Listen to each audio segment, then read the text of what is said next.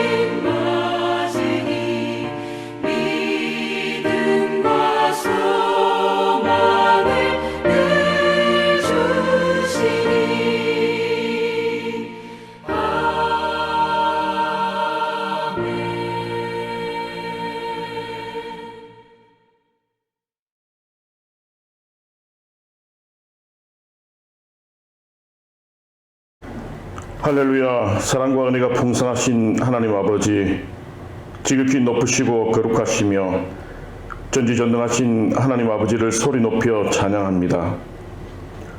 어느새 추운 겨울이 지나고 따스한 봄 기운에 만물이 생동하는 아름다운 계절을 다시금 저희에게 허락하여 주시고 복된 주일 은혜의 자리로 인도하여 주심에 감사와 영광을 드립니다.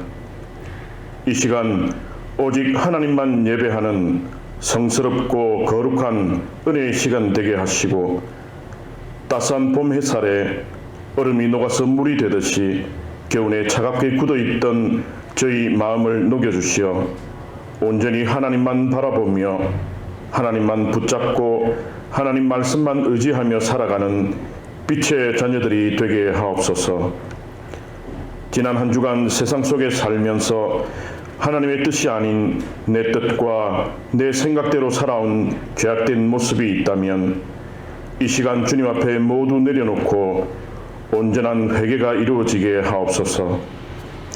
오직 주님만이 홀로 영광 받으실 이 시간 주님 앞에 정결하게 나아가길 원하오니 주님의 의로운 손으로 붙들어 주시옵소서. 이 시간 나라와 민족을 위하여 기도드립니다.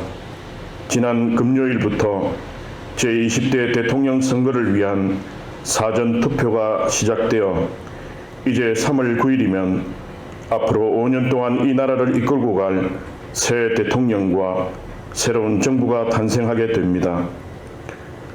뜨겁게 달아올랐던 지난 선거운동 기간 동안 보수와 진보로 야당과 여당으로 이념적인 분열과 세대 간의 갈등 등으로 분열하고 대립하고 반목했던 이 나라가 새로 선출될 대통령을 통하여 시간이 다소 걸리더라도 서로 간의 신뢰와 이해를 바탕으로 다시 화합하고 단결하여 온 국민이 안정적으로 잘 사는 성숙한 대한민국으로 속히 회복되고 하나 되게 하옵소서. 새로 세워질 대통령에게 지혜와 능력을 더하여 주셔서 국민 위에 군림하는 대통령이 아니라 국민과 소통하고 화합하며 자신을 낮추어 민의를 잘 살피고 국민의 뜻을 잘 받드는 신실한 대통령이 될 수 있도록 인도하여 주시옵소서. 깨끗하고 투명하며 공정하게 국정을 잘 운영하여 국민 대다수로부터 믿음과 존경을 한몸에 받는 위대한 대통령이 될 수 있도록 역사하여 주시옵소서. 국제적으로 명분도 없고 동의도 구할 수 없는 러시아의 우크라이나 침공으로 인하여 군인들은 물론 수많은 민간인과 아이들까지 소중한 목숨을 잃고 있습니다. 주님, 간절히 기도하오니 더 이상의 희생자들이 나오지 않도록 속히 전쟁이 멈추게 하시고 약소국인 우크라이나를 다시 일으키고 무참히 짓밟힌 도시들을 재건하기 위한 유엔을 비롯한 국제사회의 의롭고 선한 손길들이 계속해서 이어지게 하시고 특별히 전쟁의 아픈 기억을 안고 살아가는 저희 대한민국도 우크라이나를 돕는 데 적극적으로 동참할 수 있게 하옵소서. 지금은 사순절 기간입니다. 하나님의 유일하신 아들 독생자 예수 그리스도를 우리 인간을 위하여 제물로 삼으셨을 때 하나님의 마음은 얼마나 아프셨을지, 우리들의 죄를 위하여 몸소 십자가에 달려 제물 되실 때 예수님의 몸과 마음은 얼마나 아프셨을지 진정으로 생각해보는 사순절 기간이 되기를 원합니다. 십자가에 달려 돌아가신 주님께서 쏟으신 그 피와 눈물로 저희는 그저 값없이 죄사함을 받아 하나님의 자녀되는 영광을 얻었지만 그러함에도 주님의 고난 앞에 너무나도 무덤덤하게 살아갈 때가 많음을 이 시간 고백합니다. 심지어 하루하루 주님을 기억조차 못하고 살아갈 때가 있음을 또한 고백합니다. 이처럼 무뎌진 저희의 심령을 주님 보혈의 피로 정결케 하여 주시고 주님의 위대한 사랑에 날마다 감격하며 살아가는 매일매일 주님의 십자가를 기억하며 그 간절함으로 살아가는 예안교회 성도들 되게 하옵소서. 저희의 생각과 삶을 변화시켜 주시며 주님의 고난을 늘 기억하고 주님의 고난에 동참하며 살아가는 경건하고 거룩한 사순절 기간이 되게 하옵소서. 오미크론 변이 바이러스로 인한 코로나 확진자가 연일 20만 명을 넘는 엄중한 상황이 계속되고 있습니다. 오미크론 변이 바이러스의 확산세가 이제는 점점 누그러들고 집단 면역이 생겨서 답답한 마스크를 벗고 일상으로의 회복이 속히 이루어질 수 있게 하시고, 위중증 환자의 숫자도 확연히 줄어들어서 계절 독감 수준으로의 전환이 속히 이루어질 수 있도록 인도하여 주시옵소서. 오늘도 단위에 세우신 김동성 목사님을 통하여 말씀하시는 주님의 음성을 듣기를 원합니다. 심령의 귀를 열어주시고 어둠 속에 방황하는 저희의 눈을 열어주셔서 말씀 속에서 주님의 숨결을 느끼게 하시며 변화시키고 새롭게 하시는 주님의 영을 체험하게 하시며 은혜가 풍성하고 성령으로 충만한 시간 되게 하옵소서. 예배의 시종을 주님께 의지하오며 우리에게 영원한 길이요 진리요 생명 되시는 거룩하신 우리 주 예수 그리스도의 이름으로 간절히 기도드리옵나이다. 아멘.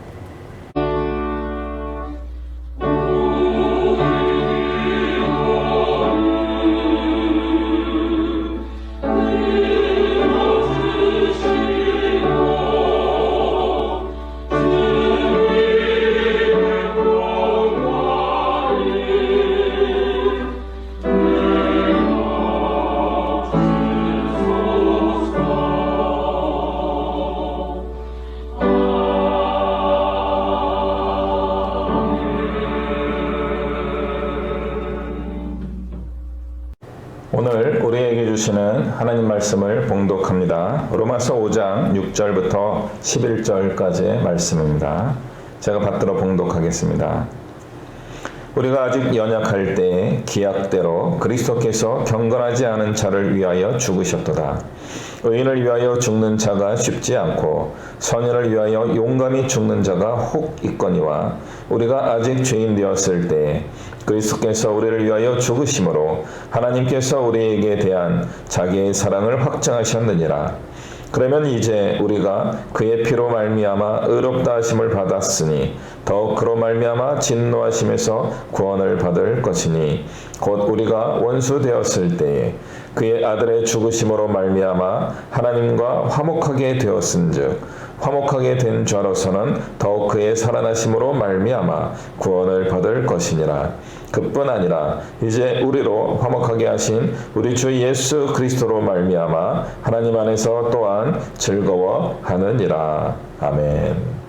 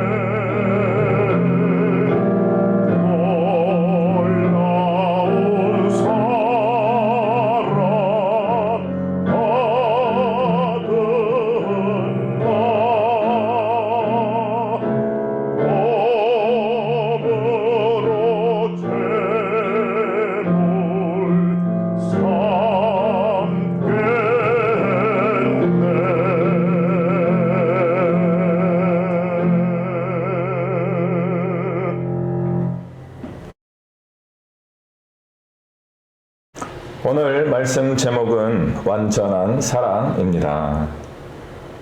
지금 사순절 기간이 시작되었습니다. 사순절이라고 하는 것은 예수님의 부활하심을 굉장히 우리 기독교 신앙에서는 중요하게 여기는데 부활절을 앞둔 주일을 제외한 40일간의 기간을 의미합니다. 그래서 사순절은 수요일에 시작하게 됩니다. 수요일에 시작해서 주일을 빼고 약 한 6주, 7주 정도 지나게 되면은 40일의 날짜가 이제 채워지게 됩니다. 그래서 이 사순절 기간은 우리 그리스도인들이 다른 날보다 조금 더 자기를 돌아보고 조금 더 회개하고 조금 더 경건하고 엄숙하게 지내는 기간으로 삼고는 합니다. 이렇게 사순절의 기간을 우리가 이해하는 것은요, 우리 기독교 신앙의 핵심적인 교리를 한번 기억하게, 생각하게 해주게 됩니다.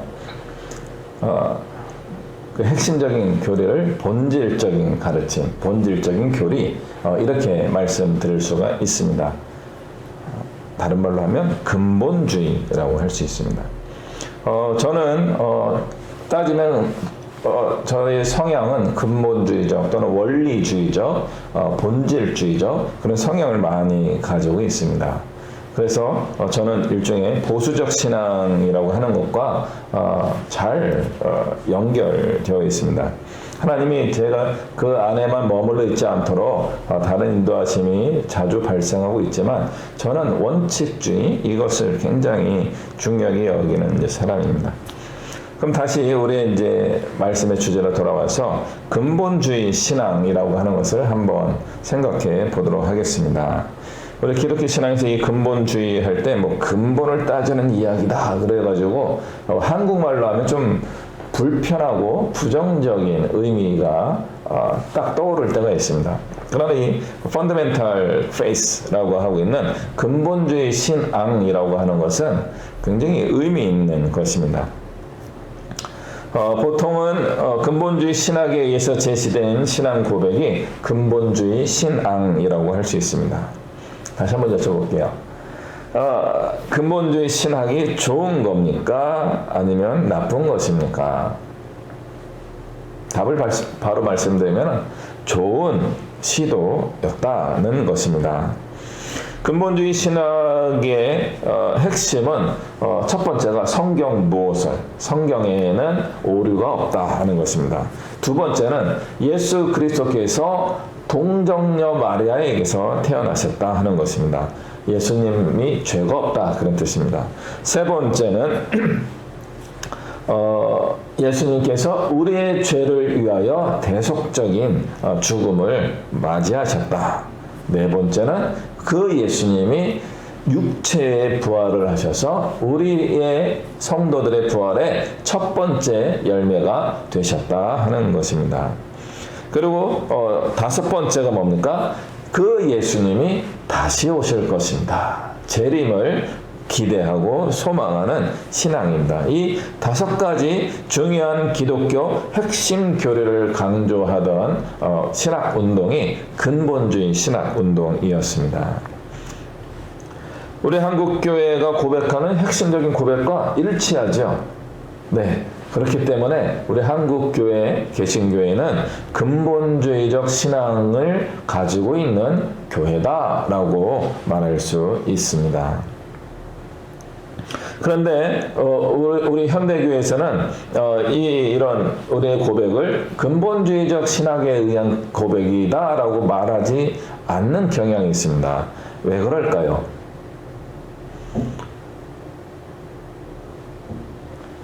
근본주의라는 명칭을 바꿨기 때문에 그렇습니다. 우리가 아주 익숙하게 사용하고 있는 복음주의입니다. 복음주의의 뿌리가 근본주의 신학입니다. 방금 말씀드린 것처럼 이 다섯 가지 원리, 성경에 대한 무오적 접근, 예수 그리스도가 동정녀에게서 태어나셨다. 그리고 그 예수님이 나를 위하여, 우리를 위하여 죽으셨다. 그런데 그 예수님이 부활하셨다. 우리도 부활하고 영생의 삶을 살게 될 것인데 그것은 언제? 예수님이 다시 오실 때이다. 하는 것입니다. 근본주의 신학과 복음주의 신학이 강조하는 것은 몇 가지 그 당시에 시대적인 시대 정신의 위협을 느꼈기 때문에 그렇습니다. 근본주의 신학이 등장한 것은 19세기입니다. 그 변화된 복음주의는요 20세기의 어떤 우리 개신교의 형태라고 할 수 있습니다. 19세기에는 어떤 일이 일어났습니까? 그 시대를 알아야 됩니다. 우리 기독교 신앙은요 그냥 오늘 반짝하고 만들어진 어떤 종교 현상이 아닙니다. 기독교는 역사성을 가지고 있어요. 역사적 상황에 의해서 시대에 따라서 또 시대를 넘어서는 하나님의 인도하심이 있었다 하는 것이 우리 기독교 신앙입니다. 그러므로 우리 여러분 성도님들 그리스도 신앙을 기독교 신앙을 가지고 있는 여러분 역사를 모르면 여러분의 신앙은 반쪽일 수도 있고요. 3분의 1쪽일 수도 있고요. 어쩌면 아무것도 아닐 수 있습니다. 역사를 알아야 합니다. 왜 그렇다고 또 보실 수 있어요? 성경 자체가 역사를 담고 있기 때문에 그렇습니다. 구약 성경 전체는 이스라엘의 역사였습니다. 신약 성경도 예수님의 활동하신 역사적 기록이고 그 이후에 초대교회가 세워져서 활동한 사도들의 역사적 기록입니다. 그것 말고도 이제 뭐 교회에 보내는 편지, 종말에 대한 이야기, 또 여러 가지 구약에서는 문학적인 글들 이런 것들이 포함되어 있긴 하지만 기본적인 구조는 역사를 담고 있다는 것입니다.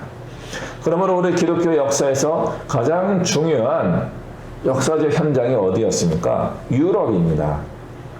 고대 로마 사회에 기독교가 정식 종교가 되고 유럽 사회에 신앙의 핵심이 된 그 2000년의 역사가 우리 기독교의 역사의 굉장히 중요한 부분입니다. 좋은 면만 있을까요? 나쁜 면이 섞여 있을까요? 당연하죠. 나쁜 면이 섞여 있어요. 기독교의 이름으로 행해진 잘못도 굉장히 많이 있습니다. 그렇지만 좋은 게 훨씬 많죠. 뭐예요? 기독교 신앙이 계속 성장하고 발전해서 우리에게까지 온 것입니다. 그러므로 우리는 유럽의 역사를 포함하여서 지구 전체의 역사를 살펴볼 수 있어야 됩니다. 당연하죠. 우리 한국의 역사도 알아보셔야 됩니다. 한국 역사 가운데 하나님이 어떤 일을 하셨을지 상상해 보는 겁니다. 그리고 지난 한 150년, 300년의 기간에 기독교가 전파된 이후에 우리에게 일어난 많은 신앙의 역사들을 우리가 바라볼 수 있어야 됩니다. 그것을 보아야지만 그것을 통해서 일하신 하나님의 역사하심을 깨달을 때 현재 우리의 신앙이 더 순수해지고 더 올바른 방향으로 나아갈 수 있게 된다라고 말씀드릴 수 있습니다. 그러면 유럽의 19세기 1800년대 1700년대 후반에서 1800년대 초반 그때 도대체 무슨 일이 있었던 것입니까? 왜 기독교 근본주의 신앙이 등장할 수밖에 없는 역사적 상황은 무엇이었습니까? 그 시기가 유럽이 근대화된 획기적인 전환의 시대였기 때문에 우리 기독교가 변화의 시기를 맞이할 수 있었던 겁니다. 16세기에 종교개혁이 일어나게 되고 르네상스의 영향으로 이제 유럽 사회에 지식인들이 등장하게 됩니다. 학문을 알고 우주를 알고 자연을 연구하는 사람들이 등장합니다. 법칙을 발견하는 과학자들이 등장하게 됩니다. 이것이 19세기에 일어난 획기적인 전환점입니다. 그 시대를 명명하고 싶은 지식인들이 등장합니다. 그들을 계몽주의자라고 부릅니다. 그 계몽주의 철학과 사상을 가지고 있는 지식인들이 자기들의 시대를 근대, 모던이라고 불렀습니다. 그래서 우리가 현대라고 번역하고 있는 모더니즘이라는 것은 실제로 처음에는 근대였습니다. 가까운 미래라고 하는 뜻입니다. 기독교 정신이 담겨 있지만 기독교 정신을 최대한 빼려고 했던 그런 표현입니다. 그래서 자기들이 모던 근대가 되었기 때문에 고대, ancient age가 있습니다. 그것이 고대 로마 이전입니다. 고대 로마와 근대 사이에 있는 시대를 부른 명칭이 우리가 잘 알고 있는 중세라고 하는 겁니다. 중간 세대입니다. 그래 고대 사회와 중간 시대와 이제 모던 현대 사회가 시작되고 있는데, 모던의 사회를 꿈꾸고 있는 계몽주의자들은 어디 것을 가지고 오고 싶었어요? 고대의 그리스 정신을 가지고 오고 싶어 했습니다. 그리스의 철학과 과학주의를 가지고 오려고 한 겁니다. 그래서 중세를 아주 낮춰 부른 거죠. 암흑시대, 암흑기다, 이렇게 부릅니다. 기독교 정신은 잘못됐다, 그런 비판과 비난이 일어나던 그런 시대였습니다. 그 시대에 등장한 것이 바로 우리 기독교 근본주의 신학이었습니다. 또 일어난 일들이 무엇인가 하면은, 기독교에 반대하는 세력, 정신적인 사회적 리더들이 했던 그런 활동들 안에 다윈의 생물친화론, 이런 것들이 18세기 후반에 등장하게 됩니다. 그런 것이 일어나면서 대학이라는 사회에서 어떤 일을 하려고 하면 기독교 신학을 퇴출시키려고 했습니다. 대학이라는 것은 실증, 연구에서 증명할 수 있는 그런 학문을 다루는 곳인데, 하나님을 연구해서 증명한다는 것은 과학적으로 불가능하다. 그러므로 신학은 학문이 아니다 라고 하면서 쫓아내려고 했습니다. 그래서 그 당시에 슐라이어마허라고 하는 그런 사람을 포함한 현대 개신교 신학자들이 우리도 과학적인 접근을 한다라고 하면서 신학을 체계적으로 시스템적으로 발전시키게 되었습니다. 그런 신학운동의 뿌리에서 등장한 신학이 무엇이었는가 하면, 여러분이 굉장히 불편하게 여기는 자유주의 신학입니다. 자유주의 운동이 일어나던 배경이 바로 이런 사회적 상황이었습니다. 그 자유주의 신학의 발전을 이루게 된 대학에 머물러서 학문을 연구하려고 했던, 여기서 대학은 종합대학입니다. 종합대학 안에서 학문을 연구하려고 하던 이런 운동이 발전해서 자유주의 신학이 일어나게 됩니다. 그 자유주의 신학이 종합대학 안에서 성장하고 발전하고 있었다라고 한다면, 이것을 반대하려고 하는 근본주의 신학은 어디서 일어나게 됩니까? 신학교 안에, 세미너리라고 하는 신학을 전문으로 가르치는 대학 안에서 일어나게 된 겁니다. 그래서 우리 세미너리 중심의 신학은 하나님 말씀 중심으로 연구하는 그런 신학 활동이 이루어지게 됩니다. 약점은 뭐예요? 사회를 악이다라고 하면서 이원론적 세계관을 갖게 된 겁니다. 자유주의 신학이 가지고 있는 약점은 무엇이에요? 많은 학문과 교류하면서 상호 연구를 하다 보니까 이것이 기독교적인 것인지 비기독교적인 것인지 구분이 잘 이루어지지 않는 그런 위험 요소가 발생하게 됩니다. 이런 시대적 배경에서 등장한 것이 방금 말씀드린 근본주의 신학운동이었습니다. 기독교의 본질을 회복하려고 하는 굉장히 중요한 교회의 활동이었습니다. 이런 근본주의 신학의 활동에서 가장 긍정적으로 작용한 것 중에 한 가지가 무엇인가 하면 세계 선교였어요. 세계 선교 왜 일어났을까요? 근본주의 신학 안에 있는 세대주의라고 하는 어떤 시대가 변화한다라고 하는 고백이 있었기 때문에 그렇습니다. 과거의 어떤 시대, 그 다음에 지금은 교회의 시대, 앞으로 주님이 다시 오는 시대가 올 것인데, 그 시대는 어떻게 올 것인가? 땅 끝까지 이르러 그리스도의 복음이 전파되면 주님이 재림하실 것이다. 우리 기독교 신앙의 근본주의 신앙의 5가지 요소 중에 5번째 요소, 주님의 재림을 우리가 확신합니다, 확실히 믿습니다 라고 하는 이 고백을 이루려고 하는 의도적인 활동 중에 하나가 땅 끝까지 복음을 전하는 것이었습니다. 그 덕분에 대한민국에도 조선이었죠, 그리스도의 복음이 전파될 수 있게 되었습니다. 그러므로 우리 한국교회는 근본주의 신학에 대하여 감사할 수 있어야 됩니다. 뭐 전천년설, 후천년설 이런 세대주의적 신념에 의해서 종말이 올 것이다. 종말이 뭐 옛날에 뭐 시계 얘기도 많이 했어요. 이제 종말의 시계가 5분 전입니다. 5분 후에 이 세상은 망할 것입니다. 제가 30년 전에 부흥회 다니면서 들었던 메시지 중에 하나였습니다. 그때는 소련이라는 나라가 있었고 중국이라는 나라가 공산화가 되었고 우리에게는 북한이라는 공산주의 집단이 있었습니다. 그래서 세계 종말은 3차 대전이 될 것이다.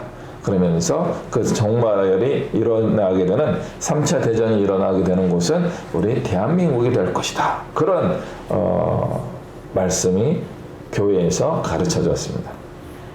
그게 바로 근본주의적 신학에 의해서 가르치는 것입니다. 지금은 어떻게 3차 대전이 어디에서 날 것 같아요? 그렇게 되면 안 되겠지만 지금 우크라이나와 러시아의 관계가 굉장히 심상치 않습니다. 한국교회 목사님들이 어떤 면에서는 잘못 가르친 거죠. 그러나 틀린 건 아닙니다. 아직도 그런 전쟁의 위기가 늘 존재해 있었고 그 당시에는 대한민국에서 전쟁이 일어날 가능성이 가장 높았기 때문에 그렇습니다. 불로써 이 세상의 종말을 맞이하게 되는 그때가 예수님이 오시는 때입니다. 그래서 우리 모두 깨어있고 각성하여서 믿음 안에 굳게 서 있어야 됩니다. 이런 신앙 고백이 20세기에도 계속 이어져 왔습니다. 그 근본주의 신학이 아주 좋은 점들을 우리에게 제공해 주었고 우리 신앙의 핵심을 우리에게 남겨주었습니다. 그런데 근본주의 신학이 가지고 있는 약점이라 그럴까? 단점은 무엇입니까?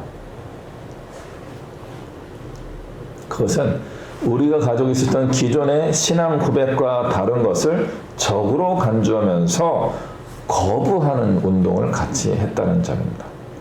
거기에서 우리 기독교 신앙은 어떻게 비춰졌냐 하면 비이성적, 몰이성적, 광신도적 이렇게 보인 것입니다. 지금은요. 지금 한국교회도 어쩌면 비기독교인들에게 그렇게 보일 수 있습니다.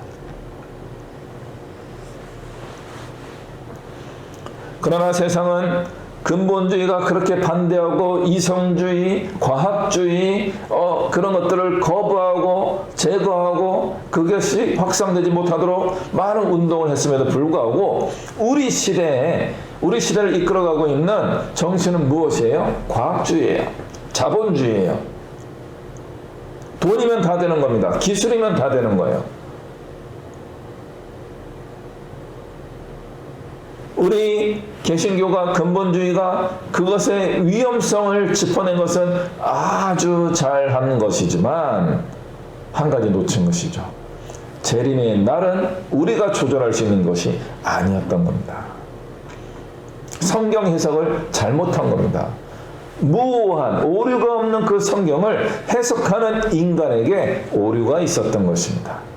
그 오류가 지금 한국교회의 위기를 만들어오고 있었다라고 말씀드리겠습니다. 여러분이 가지고 있는 오류와 제가 가지고 있는 오류가 잘못된 것들이 하나님의 말씀을 잘못 해석하였고 우리 시대를 잘못된 신앙으로 살아왔기 때문에 한국교회가 이런 위기에 직면하게 된 것입니다.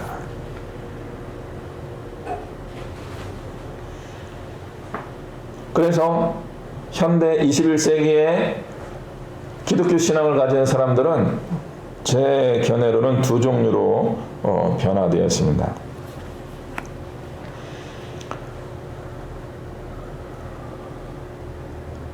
하나님 말씀과 나의 이성을 분리해서 신앙생활하는 겁니다. 교회에서는 말씀대로 살아가는 척하면서 세상에서는 세상적으로 살아가는 이중적인 그리스도인이 많이 등장하게 됩니다. 또 다른 현상은 무엇입니까?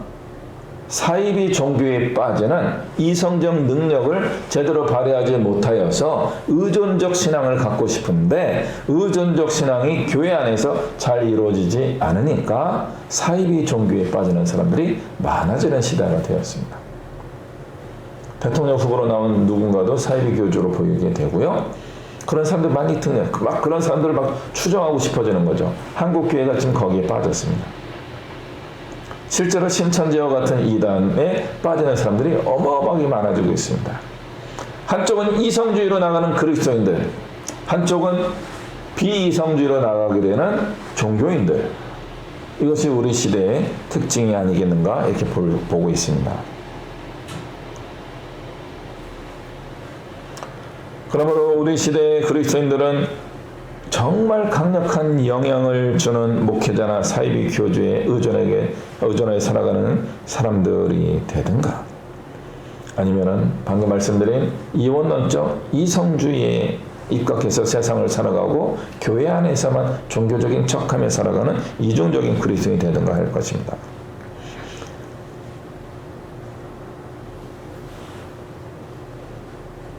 기독교 신앙의 핵심은 뭐예요? 하나님의 음성을 듣는 것입니다. 저를 통해서 하나님의 음성을 들을 수도 있습니다. 그러나 제가 늘 하나님의 음성을 전하려고 노력하는 사람이지만 제가 하나님은 아니죠. 저의 메시지에는 사람의 것이 섞입니다. 이것이 걸러지고 정화되어서 하나님의 음성으로만 여러분 내면에 채워질 수 있는 방법이 있습니까? 없습니까? 없기도 하고요, 있기도 합니다. 어떻게 해야 됩니까? 어떤 면에서는 여러분에게 직접 말씀하고 계시는 하나님의 음성을 듣는 일이 일어나야 됩니다. 저는 우리 한국교회가 이러한 성도들이 많아져야지만 다시 한번 부흥의 때가 온다라고 확신합니다. 목회자나 어떤 해석들에 의존하면서 살아가는 사람들은 한국교회 안에서 영향을 끼치기 어렵습니다. 자기의 구원이나 겨우 이루어낼 사람입니다. 다른 사람에게 영향을 주어서는 안 되는 사람입니다. 그런데 어마어마하게 많은 사람들이 자기의 구원도 이루지 못한 상태에 다른 사람에게 영향을 주고 있는 악을 행하고 있는 그런 일이 많이 있습니다. 잘못된 그리스도인들입니다. 우리는 거룩한 그리스도인들로 거듭나고 성장하고 발전해야 됩니다.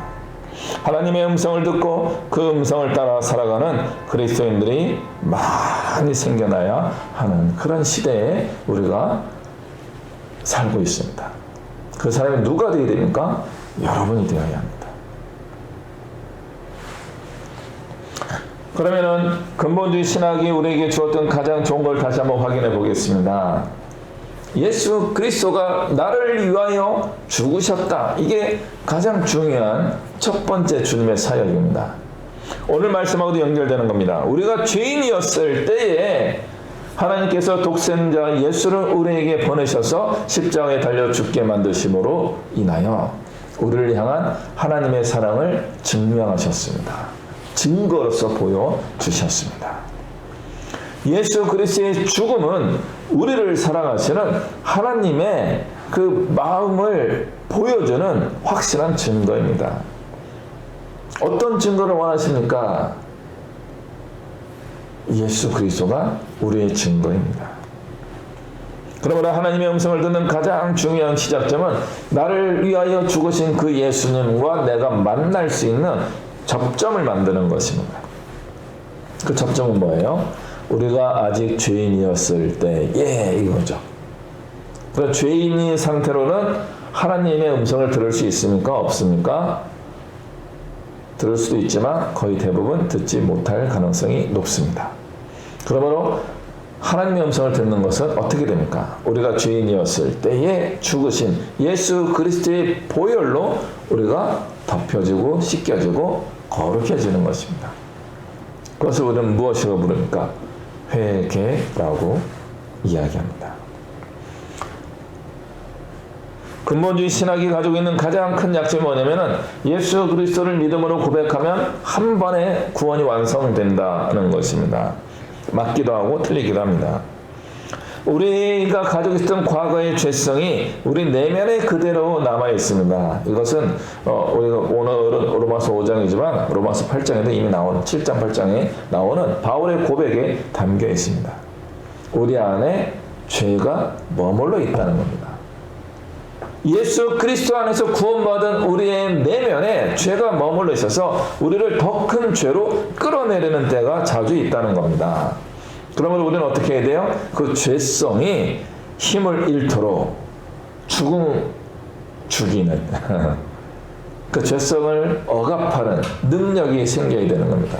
근데 그건 나의 능력으로 안 되죠.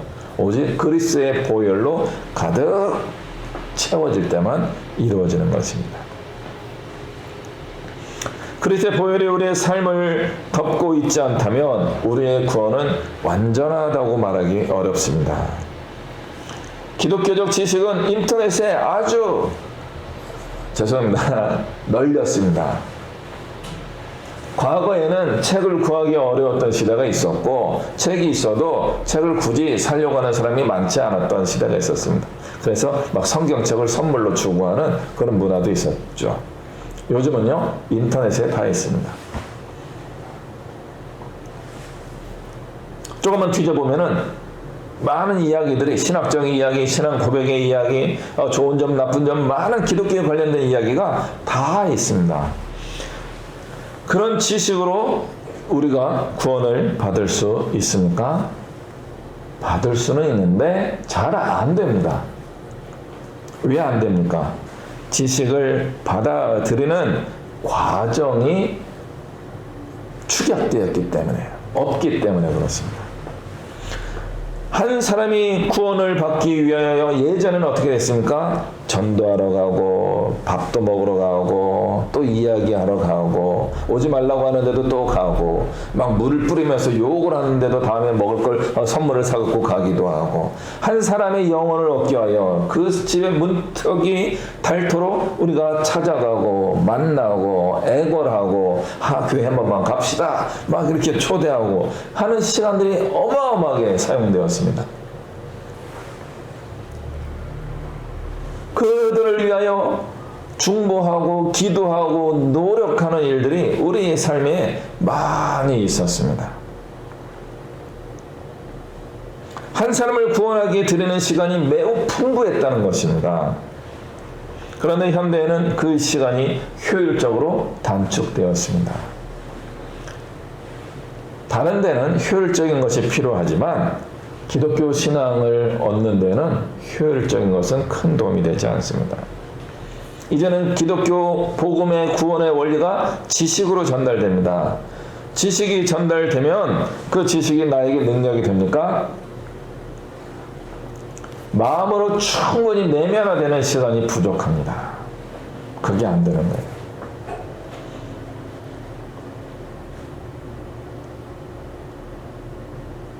세상에 음악 하시는 분들이 제 표현 별로 안 좋은 표현이긴 하지만 제가 콩나물 대가리를 읽을 줄 압니다. 도레미파솔라시도 파도솔레 라미시 시메라 솔도파 이게 조가 바뀌는 것도 이해가 됩니다.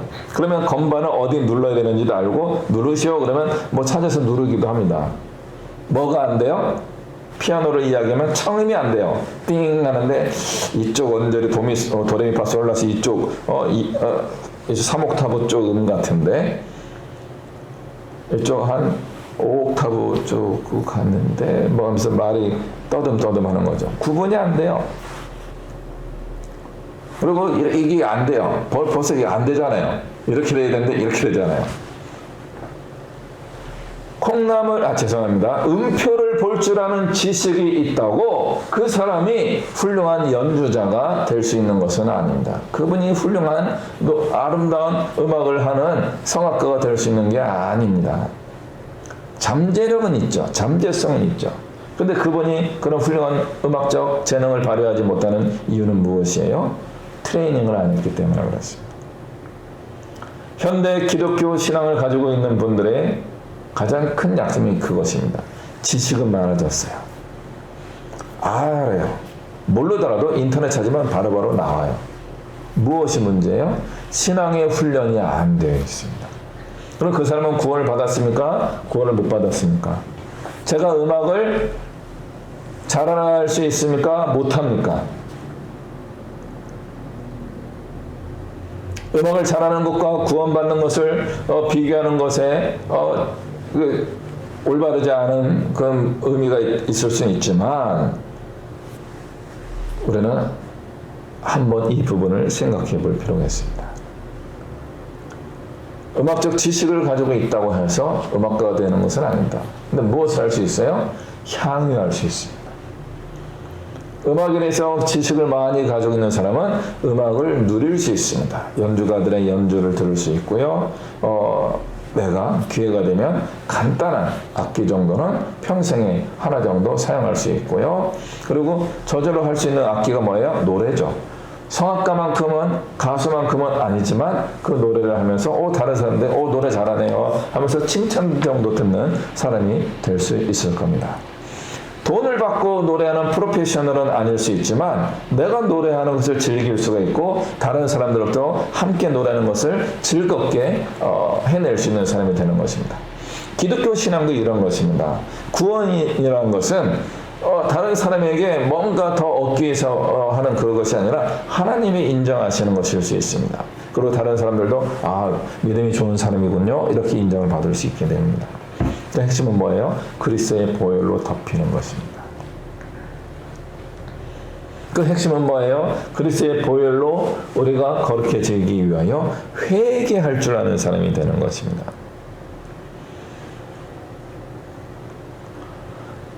성숙해지는 시간은 마치 우리가 김치를 담그는 것과 비교할 수 있습니다. 하나님의 말씀은 양념이 있습니다. 구원받을 사람 배추가 있습니다. 배추와 양념을 섞어 놓으면 구원을 받습니까? 죄송합니다. 김치가 됩니까? 안 됩니다. 과정이 필요하죠. 배추를 쪼개야 됩니다. 반쪽으로 쪼개기도 하고 4분의 1쪽으로 쪼개기도 합니다. 어떻게 합니까? 그 다음에 소금을 촥촥촥 쳐줘야 됩니다. 그리고 어떻게 해야 돼요? 잠깐 숨을 죽여야 돼요. 죽으면 돼요? 안 돼요? 일단 김장할 때 죽으면 일단 안 된다고 보고 있습니다. 그럼 어떻게 돼요? 일정 시간 소금으로 거의 숨을 죽인 다음에 또 물로 헹궈줍니다. 소금을 다 제거해 주는 거죠. 그 다음에 양념을 구석구석 발라줍니다. 그리고 김치통에 잘 담습니다. 그리고 어딘가에 둬서 숙성시킵니다. 냉장고에 김치 냉장고나 냉장고에 넣을 수도 있고 옛날 저희 어릴 때는 땅을 파서 항아리를 묻기도 했습니다.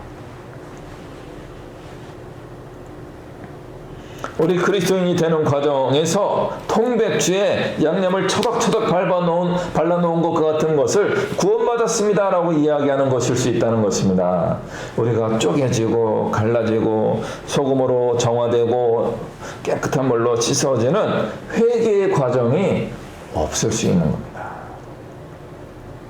그래서 한국교회가 이렇게 맛없는 김치 아닌 김치처럼 쓰임받고 있는 것일 수도 있습니다. 핵심은 뭐예요? 처음에 쪼개지는 겁니다. 회개하는 것입니다. 우리가 아직 죄인이었을 때 그리스도가 우리를 위하여 죽으심으로 보혈로 우리의 죄를 씻어줄 수 있는 기회를 만들어 주셨습니다. 씻어야 됩니다. 회개해야 됩니다. 내 마음을 쪼개고 고백하고 하나님의 은혜를 구하는, 그래서 그리스도의 보혈이 우리를 덮어주시는 그런 은혜가 있어야 됩니다. 이런 양념의 과정이 있을 때 결과적으로 우리는 어떤 김치가 됩니까? 누구는 배추김치가 되는 거예요. 누구는 총각김치가 되는 거죠. 무김치가 되는 겁니다. 누구는 물김치가 되기도 하고, 누구는 백김치가 되기도 하고, 누구는 파김치가 되기도 하는 겁니다. 또 갓김치 그런 것도 되는 겁니다. 왜 한국교회는 한 종류의 김치와 같은 종교 현상이 되려고 하는 겁니까? 다양해져야 됩니다. 우리 한 사람 한 사람이 다양하기 때문에 우리 그리스도의 보혈이 우리를 새롭게 하면은 독특한 우리의 신앙이 등장하게 되고 독특한 신앙의 맛을 낼 수 있게 되는 것입니다. 그래야지만 우리 삶이 생동감이 있죠. 다 똑같은 것만 있으면 어떻게 합니까? 재미가 없죠. 다양해야 돼요. 여러 가지가 있어야 되는 겁니다. 우리 예수님을 믿는 사람들끼리 서로 맛볼 수 있어야 되는 거예요. 그렇군요. 할렐루야. 나랑 다른데? 멋져요. 저는 어떨까요? 그래요. 저도 더 성숙한 맛을 내야 되겠네요. 이것이 우리 이한교회와 한국교회가 나아갈 방향이라고 생각합니다. 그럼 김치 얘기가 나왔으니까 한 말씀만 더 여쭤보겠습니다. 가장 맛있는 김치는 어떤 김치입니까?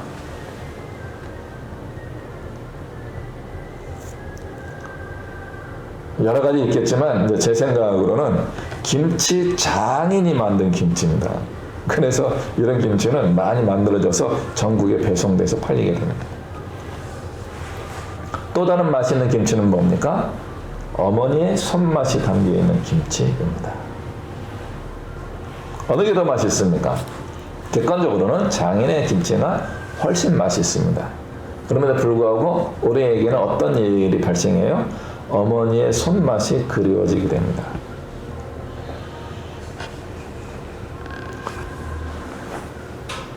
우리 기독교 신앙에는 하나님의 사랑이 담겨 있습니다.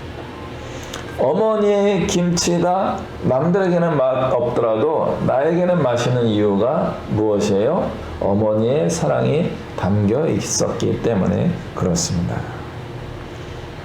우리 예수님을 믿는 사람들이 다른 사람들에게 정말 생명의 영향력을 주는 사람이 될 수 있는 비결은 무엇이에요? 우리 안에 하나님의 사랑의 양념이 들어와서 만들어졌을 때 그게 가능합니다. 우리 안에 하나님의 사랑이 담겨져 있지 않으면요, 우리가 나가서 하는 모든 행동은요, 악취가 됩니다. 고약해지는 겁니다. 나 정도 인격으로 살면 되겠지 하지만 그 인격이 더럽습니다. 하나님의 사랑이 담겨 있어야 돼요. 하나님의 사랑이 담기는 방법은 한 가지예요. 내 안에 있는 죄가 빠져나가야 되는 겁니다.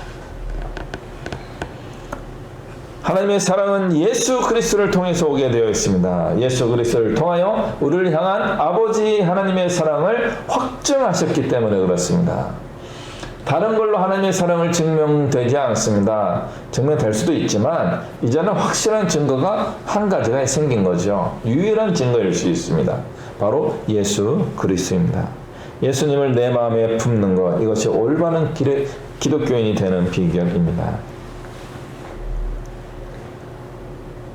무엇인가 당연히 해야지만 거기에 맞춰서 베풀어주는 뭐 상이라 그럴까 보상이라 그럴까 그런 것을 주는 것이 아니라 아직 죄인이었을 때에 베푸신 사랑, 이게 어마어마하고 놀라운 사랑입니다. 바울이 이렇게 이야기합니다. 오늘 본문에서 의로운 사람을 위해서 대신 죽는 일이 쉽지 않습니다. 그래서 세상이 의로워지지 않은 이유가 여기에 있습니다. 목숨을 걸고 하는 사람들이 많지 않기 때문에 그렇습니다. 바울의 관점에 보면 착한 사람을 위하여 목숨을 거는 일이 가끔 있습니다. 그런데 죄인을 위하여 목숨을 거는 사람은 없을 겁니다.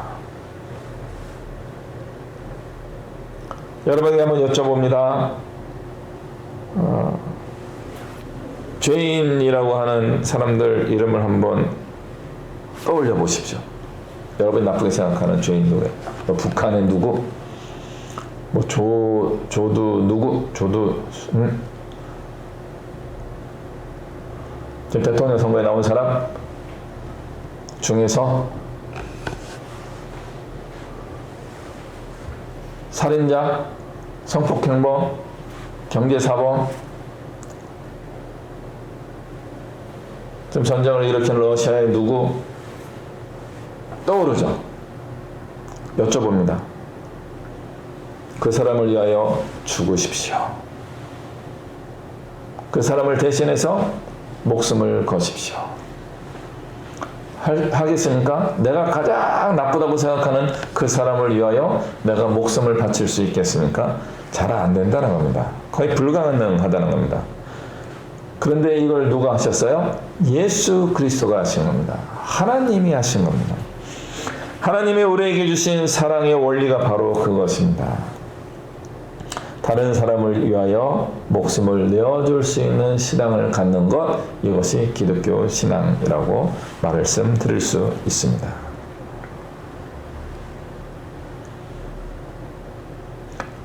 이 시대에 다른 사람들에게, 예수님을 믿지 않는 사람들에게 하나님이 당신을 사랑합니다 하는 이 복음을 전하기 위하여 우리가 할 수 있는 것은 무엇이에요? 지식으로 전달하는 것도 필요합니다. 그런데 무엇이 같이 가야 돼요? 우리 안에 있는 예수 그리스도를 통한 하나님의 사랑이 같이 가야 됩니다.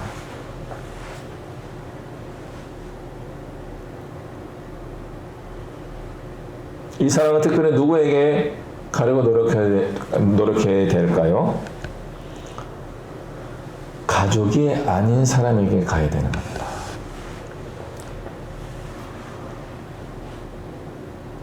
나의 가족을 제외한 사람들에게 그리스도의 사랑을 품고 다가갈 수 있는 사람이 복음을 제대로 전할 수 있는 하나님의 사랑을 품은 사람입니다. 한국 사회는 가족을 매우 소중하게 여기는 문화를 가지고 있기 때문에 가족 중심적입니다. 근데 그 가족 중심적도 좀 폭력적일 때가 종종 있어가지고요. 그걸 넘어서야 됩니다. 그리스도의 사랑은 가족을 넘어서야 된다라고 생각합니다. 그렇다면 나의 가족은 누구에게 맡겨야 됩니까? 다른 그리스도인들에게 맡겨야 됩니다. 다른 사람들의, 특히 하나님이 정해주신 그 사람이 나의 가족에게 영적인 신앙의 영향력을 끼칠 수 있도록 기도하고 기대해야 됩니다. 그 사람이 하나님의 인도하심을 따라 나의 가족을 향하여 사랑을 베풀 수 있도록 우리는 소망해야 됩니다.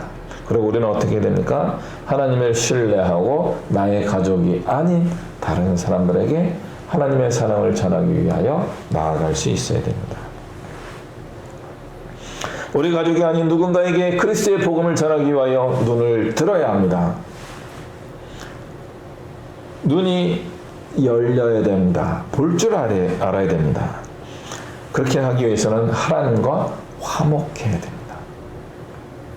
이 화목은 구약시대의 화목제물과 연결된다고 말씀드릴 수 있습니다. 하나님과 친밀해지기 위하여 드리는 제사가 화목제사였습니다. 다른 제물은 거의 먹지 않습니다. 번제는 거의 다 완전하게 태워서 하나님께 드리는 제사였던 것이고요. 소제, 곡식을 제사하는 것은요, 한 줌만 불태우고 나머지는 제사장이 다 가져가서 제사장 가족들의 식품으로 사용됩니다. 그런데 화목제물은 제사하는 사람들과 제사장과 함께 하나님 앞에서 식사하게 되어 있습니다. 화목한다는 것은 같이 먹는다, 그런 의미를 가진다라고 말씀드릴 수 있습니다. 그러므로 우리의 예배는 하나님과 화목하고 다른 사람들과 화목하게 되는 예배가 되어야 합니다. 우리는 구약의 제사를 드리지 않습니다. 신약시대의 예배의 삶을 살게 됩니다. 그 예배는 만나면 즐거운 예배가 되어야 한다는 것입니다. 예배하러 가는 그 시간이 즐거워야 됩니다. 하나님께 예배하는 그 시간이 즐겁고요. 예배하는 사람들과 함께 예배하는 것이 행복해야 되는 겁니다.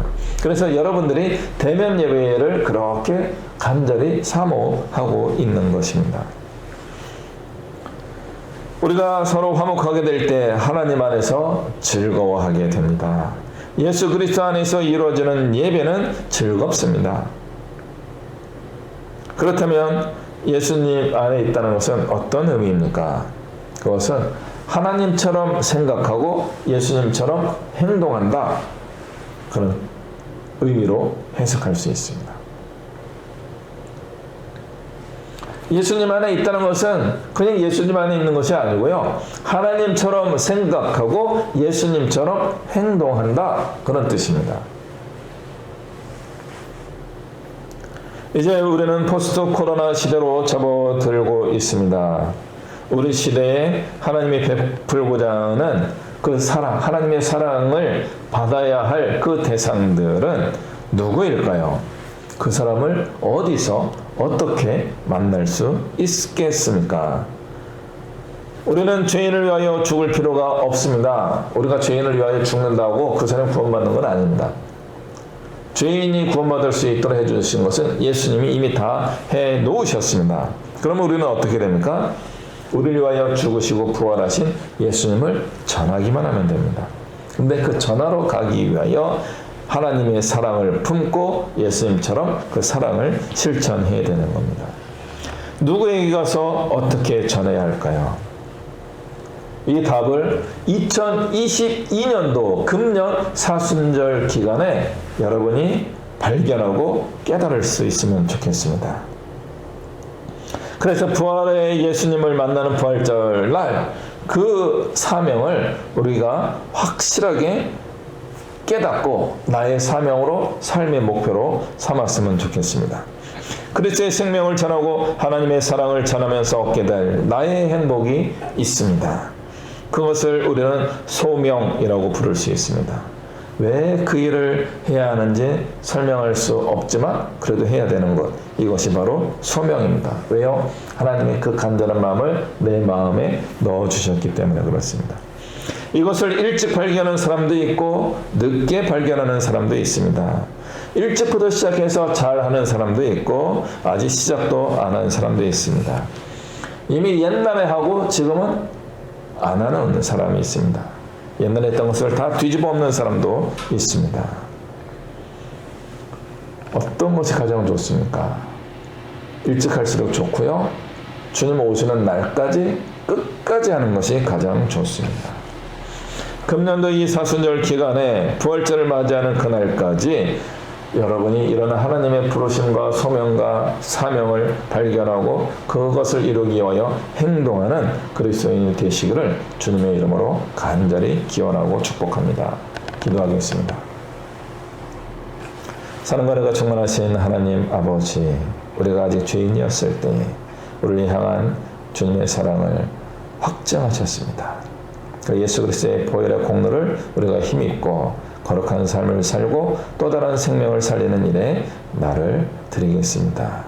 우리를 사용하여 주시옵소서. 주님 영광 받으시고 우리가 화목하시며 우리와 함께 즐거움에 참여하시고 우리를 즐거움으로 인도하여 주옵소서. 감사하며 예수 그리스도의 이름으로 기도하옵나이다. 아멘.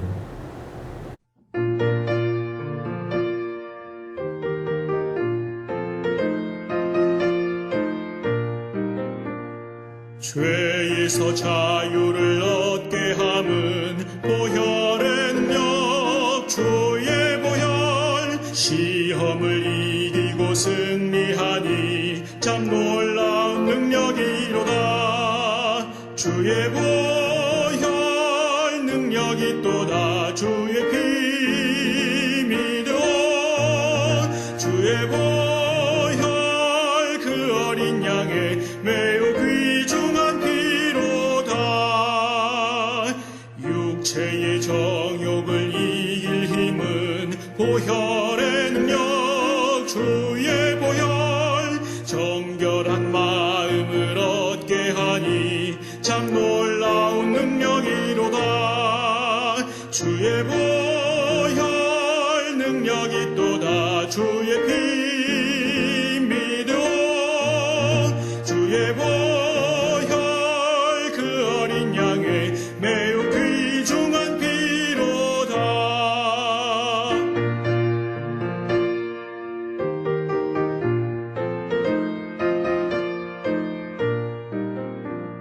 눈보다 더 희게 밝히는 것 보혈의 능력, 주의 보혈. 부정한 모든 것 밝히시니 참 놀라운 능력이로다. 주의 보혈 능력이 또다. 주의 피 믿어 주의 보혈 그 어린 양의 매우 귀중한 피로다.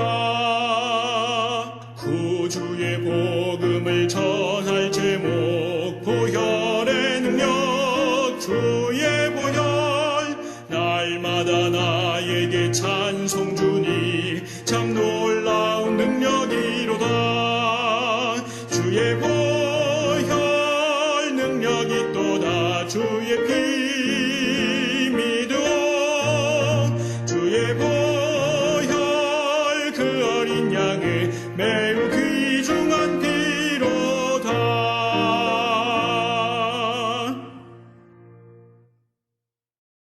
기도하겠습니다.